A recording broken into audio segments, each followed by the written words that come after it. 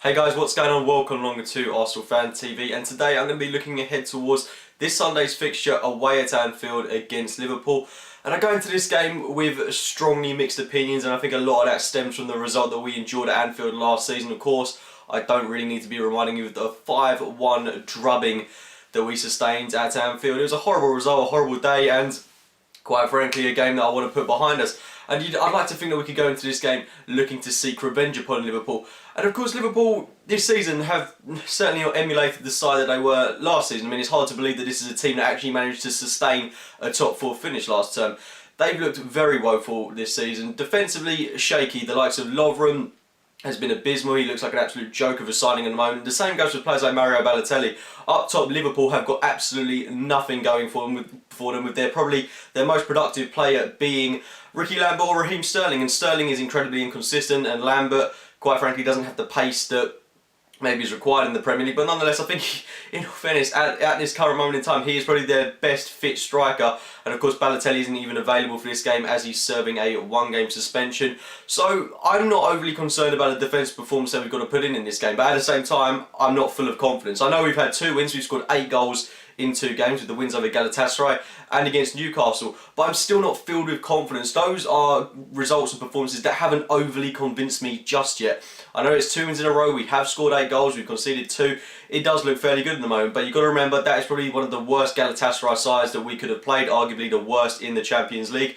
As well as that, there was a Newcastle team that were without their most crucial player in Sissoko, so I'm not counting my chickens just yet, but I mean, this would be a big statement if we were to beat Liverpool. Of course, we do go into this game with quite a lot of injuries under our belt, which is of course very frustrating, as this is a game where we're going to need all of our players at their peak. I think Ramsey's out for this one. I don't think he's going to be back to the end of December, possibly early January. Theo Walcott on the plus side, he's a player that could possibly return for this game, but a big injury worry that is concerning me most is Oxlade-Chamberlain, who hasn't practiced with the team this week, and he's going to be undergoing a test this Saturday, and hopefully he'll be past fit, because apart from Alexis Sanchez, I think it's fair to say that he's been one of our key and standout players this season. I think it's really important that he's fit for this game, and hopefully he'll be a pivotal figure. It is hard trying to predict the Arsenal lineup at this moment in time, but just briefly looking at Liverpool once more, in the Premier League this season they haven't been immaculate by no means, and they go into this game on the back of a 3-0 defeat that they sustained at Old Trafford last weekend, which is of course a poor result for them, and they looked absolute dire in that game. They had a lot of chances throughout,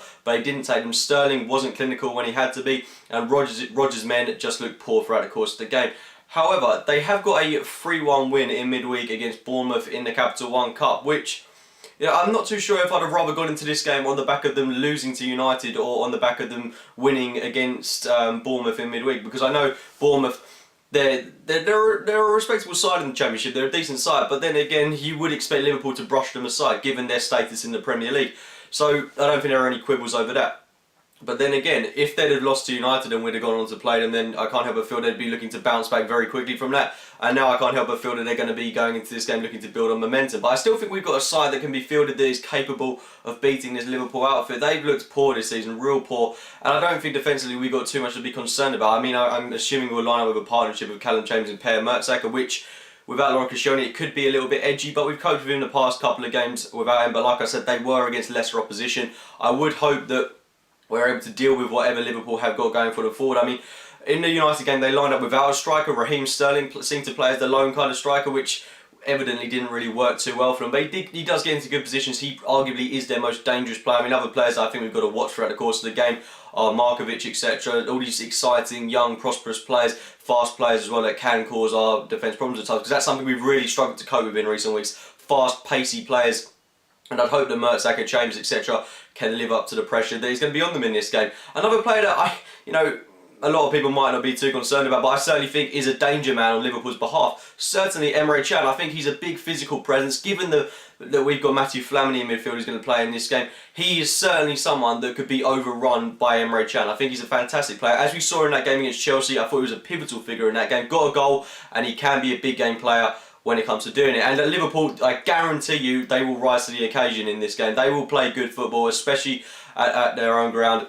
It's going to be a big game. I'm not expecting an easy test. Probably also worth mentioning that Liverpool are yet to score from a set piece this season, but you could probably bet your mortgage that they're going to get one this Sunday afternoon. But looking towards my Arsenal lineup, I'm going to go with Szczesny in goal, a back line of Debussy, Chambers, Mertesacker, Kieran Gibbs. In the holding role, Matthew Flamini, and further up the pitch, Santi Cazorla, Oxlade-Chamberlain, and up top, Alexis Sanchez, Olivier Giroud, and Danny Welbeck. And it is that area of the pitch that really excites me going into this game. I certainly think that those players have the potential to expose this shaky Liverpool defence, especially players like Lovren. I think the only player that may stabilise this Liverpool defence at this moment in time is Sacco coming back into their lineup. But I still think, considering he's coming back from injury, there is the potential there to expose this defence and hopefully get a few goals against them. Of course, our defence isn't shimmering at the moment, but I still think that we can outscore them in this game.